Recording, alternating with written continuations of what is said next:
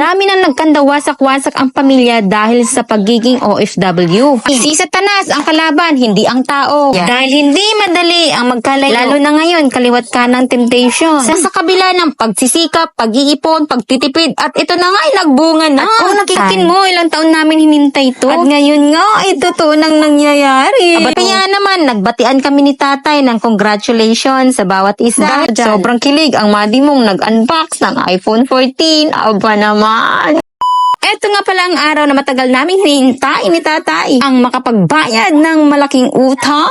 Pasintabi po muna sa mga hindi ako maintindihan kung bakit ko ginawa tong video na to. Ang layunin ko sa video na to ay to inspire you, hindi magmayabang. Na kung katulad ka rin namin ni tatay na hindi sanay na magkaroon ng malaking utang, na ang bigat pala sa loob na magkaroon ka ng utang at hindi mo alam kung kailan mo mababayaran. Nasa kabila ng pagsisikap, pag-iipon, pagtitipid, at ito na nga ay nagbunga na. At kung nakikita nyo lang ang laman ng puso ko, abay kulay puti sa kaligayahan. Mantakin mo, ilang taon namin hinintay to. At ngayon nga ay totoo nang nangyayari. Aba talaga naman, ako'y kinikili. Yung mga umapaw na luha dito ngayon ay napalitan na ng kaligayahan. Dahil isang pangarap na ang natupad. Maraming pang pangarap ang madi mo. Malalaman mo ulit yan kung natupad na. Sa ngayon, ito muna. At dahil hindi pa natutupad, sipag at syaga at malakas na panalangin. Video na pala ito. Ito yung panahon at senaryo na umalis si tatay. Lahat ng mga may asawang OFW ay maiintindihan kung gaano kahirap at kaemosyonal ang mga oras na to. Kaya naman, nagbatian kami ni tatay ng congratulations sa bawat isa. Dahil ang tagumpay niya ay tagumpay ko din. Tagumpay ng buong pamilya. Dahil hindi madali ang magkalayo. Lalo na ngayon, kaliwat ka ng temptation. Sa laban namin ito ni tatay, although hindi pa namin tapos ang labang ito ng pagiging LDR. Yes, Madi! Itinuturing kong laban namin ito sa relasyon namin. Dahil sa panahon ngayon, dami nang nagkandawasak-wasak ang pamilya dahil sa pagiging OFW. At ang maipapayo ko, dapat alam yung dalawa kung ano ang pinaglalaban nyo. Kumanda ka, Madi, dahil malalim konti itong sasabihin ko. Ang sinasabi ko, dapat alam yung dalawa ang pinaglalaban nyo. Ibigyan ko na lang kayo ng halimbawa. Tulad na ang ipinaglalaban namin ni tatay. Nasa 3 rason ang pinaglalaban namin. Ang unang nasa listahan ay ang pagtatrabaho sa personal na relasyon namin sa Panginoon na pinagsisilbihan namin. Pangalawa, ang relasyon namin bilang mag-asawa. Pangatlo, ang mga anak at ang buong pamilya namin. Sa relasyon bilang mag-asawa, ito talaga ang pinakakritikal na aspeto ng pagiging isang OFW. At sa aspetong ito, dapat kilala ninyo kung sino ang inyong kalaban. Ang tinutukoy ko, walang iba kundi si Tani. At kung hindi nyo naman kilala si Tani, kilala siya sa pangalang Satanas. Ama, Madi, ang narinig mo, hindi ka bingi. Si Satanas ang kalaban, hindi ang tao. Kapag nasa gitna ka ng temptasyon, ibig sabihin, tinatrabaho ka ni Satanas. At kapag ito'y in-entertain mo, siguradong wasak ang pamilya mo. Pero binigyan tayo ng otoridad kung paano labanan si Tani. There is power in the name of Jesus. Sana'y, Madi, may napulot kang aral sa pinagngangawa ko dito. Sa awa ng Panginoon, abay nakausad din ang ganitong technique. Hindi namin makakayanan ang lahat ng to kung wala ang gabay ng Holy Spirit. At kung nabitin ka naman, pwede mo akong i-direct message. At mabalik tayo sa utang na sinasabi ko. Sa mga oras na to, sobrang excited at kabado ako. Dahil sa wakas, ilang oras na lang, mababawasan na ang daladala. At feeling blessed naman ako.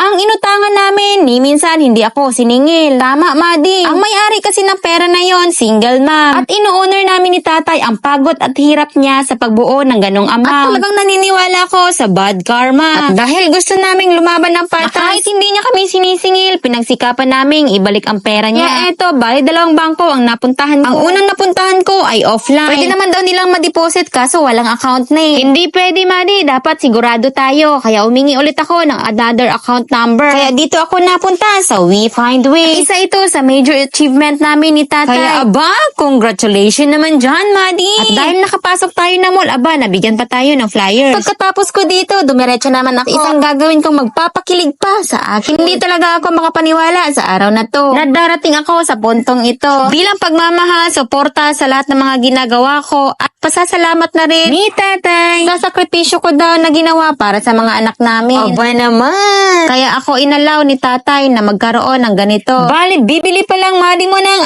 iPhone. Bali, ang napili ko pala dito ay iPhone 14. Kaya ako sinasabi to ngayon dahil isa din ito sa pangarap ko. Dahil dati natanong niya ako kung bakit hindi na ako nag-upload ng mga vlogs ko. Ang sagot ko ay super lag na ang cellphone ko. Kaya nakapag-commit siya na bibilhan niya ako ng bagong cellphone. Madi, kahit hindi man nakikita sa mukha ko pero sobrang saya ko dyan. Sobrang kilig ang Madi mong nag-unbox ng iPhone 14. Aba naman. Advance birthday gift niya rin ito sa akin. At dahil may kaunti naman akong business, kaya hati kami sa bayad. Kawawa naman ang tatay kung siya ang lahat. Kaya dalawang pangarap ang natupad ng Madi mo sa araw na to. Madi, hindi ko alam kung ano ang pinagdadaanan mo ngayon. Ang alam ko lang at ang maipapayo ko, lumaban ka ng patas sa buhay. Huwag kang manloko ng tao. At ang pinaka-importante para sa akin, gawin mong sandata ang panalangin. At huwag mong kalimutan na kasama mo ang Diyos sa lahat ng iyong ginagawa. At kung nasa breakdown moment ka ngayon, huwag kang mag-alala, Madi. Lilipas din yan. Sa mundong ito, walang exempted. Lahat ng tao may pinagdadaanan. Choose your battles wisely. Follow for more.